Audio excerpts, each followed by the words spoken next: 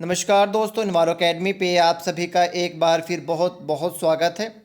इस वीडियो में हम अपने न्यूमेरिकल सीरीज को आगे बढ़ाते हुए एक और क्वेश्चन सोल्व करेंगे और ये क्वेश्चन हमने लिया है नवंबर 2021 के क्वेश्चन पेपर से बच्चों। ठीक है, तो वैसे तो आप सभी लोगों के पास में जो लोग तैयारी कर रहे हैं दिल से, ये हमारी न्यूमेरिकल सॉल्यूशन बुक ऑलरेडी है जिसमें 2012 से लेके 2021 तक के सभी न्यूमेरिकल हमने स्टेप बाय स्टेप सोल्व किए हैं। बट फिर भी जैसा कि हम जो है यूट्यूब पे भी एक न्यूमेरिकल सीरीज जो है हमने स्टार्ट की हुई है, तो उसमें हम जो हैं जो न्यूमेरिकल हुए हैं उनको स्टेप बाय स्टेप आपको सोल्व करना बताएंगे बच्चों। तो जो क्वेश्चन आया था आपके नवंबर 2021 के क्वेश्चन पेपर में एक, वो इस फॉर्मूला पे बेस था। ये हमने बहुत बार आपको बताया है और जब भी हम आपको ये बताते हैं कि भाई इंपॉर्टेंट क्वेश्चन कौन कौन से हैं, तो हमेशा आपको इस क्वेश्चन का जिक्र हम ज़रूर करते हैं। लगभग 10 से 12 बार ये क्वेश्चन आया है। ठीक है, तो इसमें सिंपली यूनिट कन्वर्जन आपने करना होता है। एयर पोल्यूशन पे बेसिकली ये क्वेश्चन बेस्ड होते हैं। इसमें क्या होता है कि आपको पोलूटेंट की कंसंट्रेशन जो है वो या तो पीपीबी में दी होती है या पीपीएम में दी होती है, और हमें उसको एमजी पर नॉर्मल मीटर क्यूब या एमजी आपका metre cube at standard temperature and pressure पे कन्वर्ट करना होता है, या फिर माइक्रोग्राम दी होती है यूनिट। ठीक है, तो बहुत ध्यान से हमें इसको करना होता है क्योंकि क्वेश्चन आसान है, बट कई बार जल्दी में हम अपना क्वेश्चन जो है गलत कर देते हैं। तो सबसे पहले तो ये छोटे से दो फॉर्मूला हैं। ठीक है, हालांकि फॉर्मूला सेम ही है, बस अंतर यूनिट का है।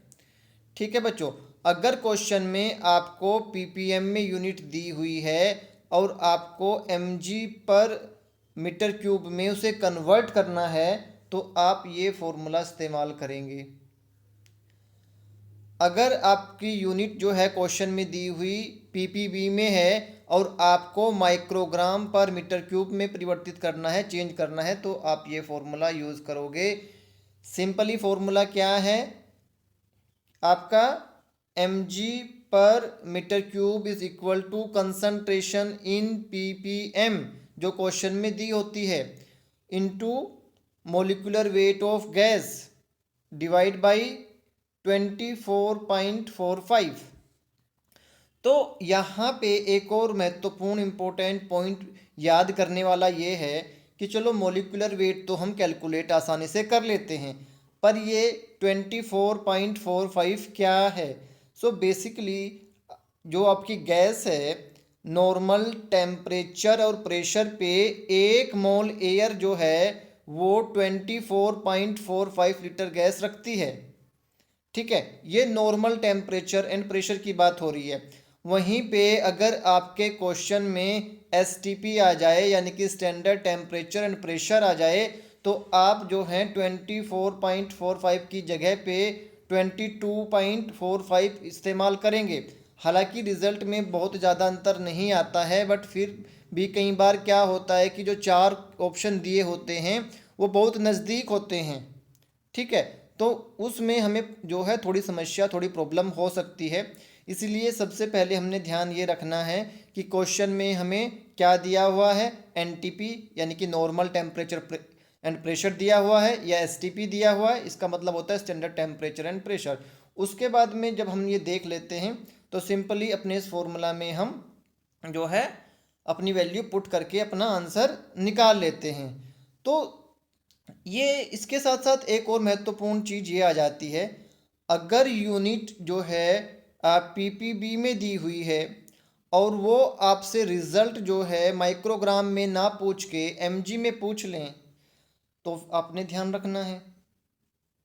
ठीक है, या एमजी में ना पूछ के आपको यूनिट जो है वो दी हुई है उन्होंने पीपीबी में, और रिजल्ट पूछ लिया उन्होंने किस में, आपसे माइक्रोग्राम में, तो जो पहला रिजल्ट आएगा आपका वो एमजी में आएगा और उसको आप 1000 से गुना करके माइक्रोग्राम में कन्वर्ट कर लेंगे।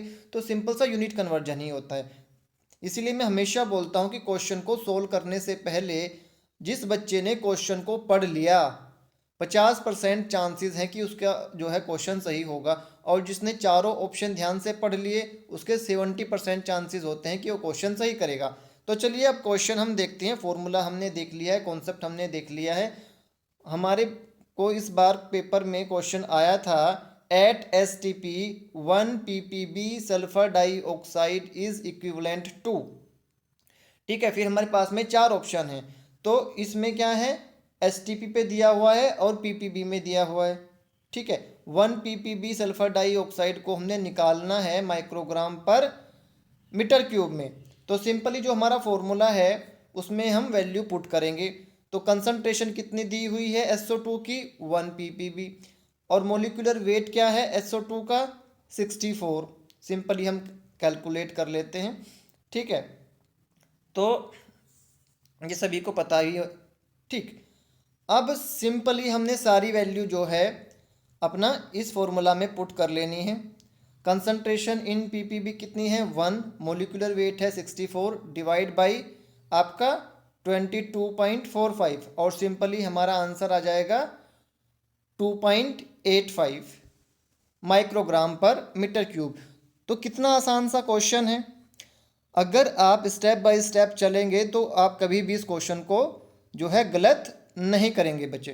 तो हमने बहुत सारे न्यूमेरिकल जो है सोल्व करके आप लोगों को दिए हुए हैं। ये हम एक प्लेलिस्ट है हमारे चैनल पे, इसमें आप देखेंगे तो 200 प्लस न्यूमेरिकल हमने ऑलरेडी सोल्व करके इसमें आपको बताए हुए हैं स्टेप बाय स्टेप, आप ये देख सकते हैं। ठीक है, और बुक तो मैंने ऑलरेडी आप लोगों को बता ही दिया है कि जो लोग अच्छे से तैयारी कर रहे हैं मोस्टली लोगों ने ले लिया है लास्ट ईयर भी। ठीक है, हमने इसको लॉन्च किया था जब, तो भी मैक्सिमम बच्चे जिनका एग्ज़ाम क्लियर था उनके पास में ऑलरेडी बुक था। तो बहुत ही अच्छा बुक है, और ये मात्र 200 रुपये का है। ठीक है, 2012 से लेके 2021 तक के सभी क्वेश्चन, न्यूमेरिकल क्वेश्चन जो हैं स्टेप बाय स्टेप हमने इसमें सोल्व किए हैं। अगर आपको न्यूमेरिकल में कोई दिक्कत है, कोई प्रॉब्लम है, तो इस बुक को लेने के बाद में आपको कोई समस्या नहीं रहेगी, क्योंकि स्टेप बाय स्टेप सभी जो है क्वेश्चन हमने सोल्व किए हैं। एंड ये आपको गूगल ड्राइव में मिलता है। अगर किसी क्वेश्चन पे आपको डाउट आ जाता है तो डेफिनेटली उसको हम आपके साथ में वेरीफाई भी ज़रूर करते हैं बच्चों। तो बच्चों, आप जो है लगातार सीखते रहिए। एग्ज़ाम आपका कभी भी हो सकता है, 2022 की तैयारी आप करते रहिए। ठीक है, और आप सभी लोग हमारी ब्रॉडकास्ट लिस्ट में तो ऑलरेडी मौजूद हैं ही, तो वहाँ भी हम लगातार आपको अपडेट करते रहेंगे। सीखते रहो बच्चों, मुस्कुराते रहो। हमारी बेस्ट विशेज़ आपके साथ में। गॉड ब्लेस यू बच्चों, जियो बच्चों।